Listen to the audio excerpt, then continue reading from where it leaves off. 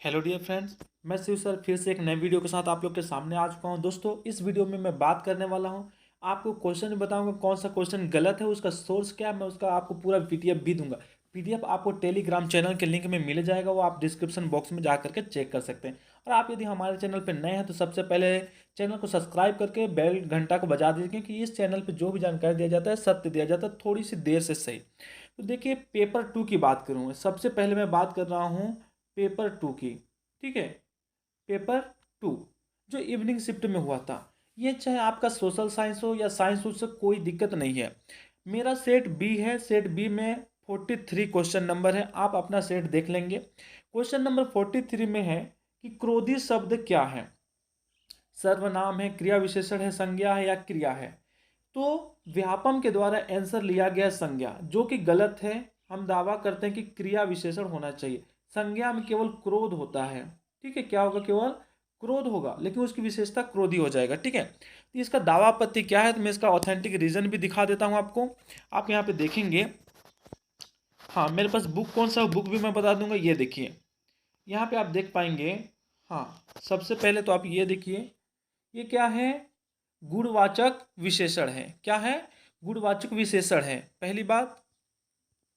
दूसरी बात, गुण के अंदर में यहाँ पे क्या आ जाता है? आपका दोष। दोष के अंदर में क्रोधी है, विशेषण क्रिया विशेषण बता रहा है। ठीक है, तो यहाँ पे क्रोधी हो गया, आपका विशेषण हो गया। अब बात करूं मैं कि यह संज्ञा क्या है इसका। क्रोधी तो विशेषण हो गया, तो संज्ञा यहाँ पे है आपका क्रोध। आप यहाँ पे देखेंगे भाववाचक संज्ञा, भाववाचक संज्ञा में क्रोध होता है। तो ये आपके पास ऑथेंटिक सोर्स मिल गया। आप इसे पीडीएफ में फॉर्म दे दूंगा आपको, टेलीग्राम चैनल से आप ले लीजिए और वहाँ से आप अपलोड कर दीजिए, पोस्ट कर दीजिए। यही मैं बुक का नाम बता दूं, तो बुक है यहाँ पे आपका देखेंगे आप, आदित्य पब्लिकेशन का वस्तुनिष्ठ है, संपूर्ण हिंदी व्याकरण, सामान्य हिंदी है। अगर आपके पास कोई और सोर्स है तो आप उसका भी यूज कर सकते हैं। मेरे पास यही सोर्स था तो मैं आपको ये दे दे रहा हूँ। ठीक है, ये पेज नंबर की अगर बात करें तो यहाँ पे पेज नंबर भी आपको दिया हुआ है, आप यहाँ देख पाएंगे। चलिए, मैं जल्द ही एक दूसरा वीडियो लेकर के आऊँगा जो दूसरे डाउट होगा उसका सोर्स के साथ में, तो चैनल को सब्सक्राइब कर लीजिए। दूसरा क्वेश्चन आपके सामने क्या है वह देखते हैं। दूसरा क्वेश्चन आपके सामने आता है। क्वेश्चन है आपका कि जग जीवन में जो चीर महान सौंदर्यपूर्ण औसत्य प्राण, मैं उसका प्रेमी बनूं नाथ जिसमें मानव हित हो समान। यहाँ पे पूछा है कि उक्त पंक्ति में चीर महान किसे कहा गया है। तो यह व्यापम के द्वारा आंसर लिया गया ऑप्शन नंबर सी शक्ति को, जो कि गलत है, यह नहीं होना चाहिए। ऑप्शन नंबर बी सही होना चाहिए यहाँ पे। ठीक है, ऑप्शन नंबर बी होना चाहिए। तो इसके प्रूफ की बात करें तो प्रूफ आपके सामने यहाँ पे आप देख पाएंगे अभी। हाँ, यह पार्ट 1 में दिया हुआ है, यह कविता है, यह सुमित्रा नंदन पंत जी का कविता है। यह कविता आप देख लेंगे यहाँ से। इसके बाद यहाँ पे शब्दार्थ की बात करें तो यहाँ पे आप देखेंगे शब्दार्थ में आपको देखने को मिलता है, जग जीवन संसार के लोगों की बात किया जा रहा है। सत्य प्राण मतलब जिसका हृदय सत्य होते, यहाँ पे शक्ति की बात नहीं आती है ना। अब यहाँ पे हम आगे बढ़े तो अब यहाँ पे देखेंगे, यहाँ पे आपको मिलेगा, देखो, चीर मतलब दीर्घ काले, और महान मतलब बड़ा सत्य प्राण। ठीक है, तो यहाँ जिसका हृदय सत्य से भरीपूर्ण हो, भरा हुआ हो, मानव के हित के समान हो, उसी को बोला गया है चीर महान बोला गया है। यह आपको यूपी के बुक में मिलेगा, यूपी के जो बुक है। ठीक है, या क्लास 6 के बुक में मंजरी है। इस मंजरी में चैप्टर 1 है, चैप्टर 1 में आपको यह देखने को मिल जाएगा, पाठ 1 में मिल जाएगा। ठीक है, तो यह आप दावापत्ति कर पाएंगे। चलिए दोस्तों, इसी के साथ मिलता है एक अगले क्वेश्चन के साथ। साथ ही मैं फर्स्ट पेपर का भी आपको इसी तरीके से सोर्स दूंगा, तो आप चैनल को जरूर सब्सक्राइब कर लीजिए। इसके बाद एक और क्वेश्चन दूंगा, क्वेश्चन नंबर 4, उसके बाद मैं पेपर फर्स्ट का दूंगा तत्काल। ठीक है, तो पेपर 2 का ये तीसरा क्वेश्चन क्या है हम देखते हैं। क्वेश्चन है यहाँ पे आपका क्वेश्चन नंबर 143।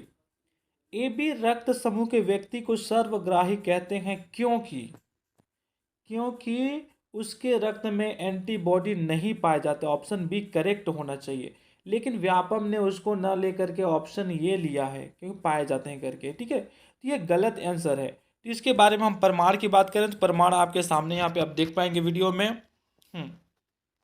ये एनसीईआरटी बुक में आपको मिल जाएगा यह प्रमाण, आप एनसीईआरटी बुक से इसको देख पाएंगे। यहाँ पे आप जाएंगे, देखेंगे ब्लड ग्रुप के बारे में, तो यहाँ पे दिया हुआ है, देखिए यहाँ पे क्या है। ए बी ग्रुप में, ए बी ग्रुप में क्या है? प्रतिजन ए बी है ना, पाया जाता है, और यहाँ पे क्या होता है, एंटीबॉडी अनुपस्थित होता है। एंटीबॉडी अनुपस्थित है और एंटीजन पाए जाते हैं। ठीक है, तो यह इसका करेक्ट आंसर होगा। तो इस प्रकार से आप इसे दावा कर पाएंगे। यही मैं इसकी, हाँ, यही इसके हम चैप्टर की बात करें तो देखो, मेरे को ऑथेंटिक मेरे पास सामने हार्ड कॉपी में बुक नहीं था, इसलिए मैं सिलेबस का फोटो नहीं ले पाया। यह ऑनलाइन बुक से खोज करके मैंने यह सिलेबस लिया, जो यूनिट 18 में शरीर द्रव तथा परिसंचरण चरण। अगर आपको मिल जाता तो आप वह लगा दीजिए, अगर नहीं मिलता तो यह भी चलेगा, आप इसे भी लगा सकते हैं।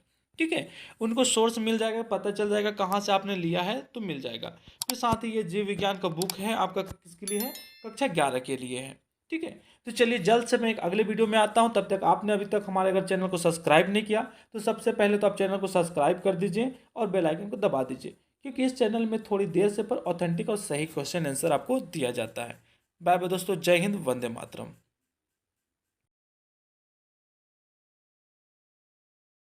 पेपर 2 की बात कर रहा हूँ। पेपर कौन सा होगा, यह पेपर 2 होगा भाई।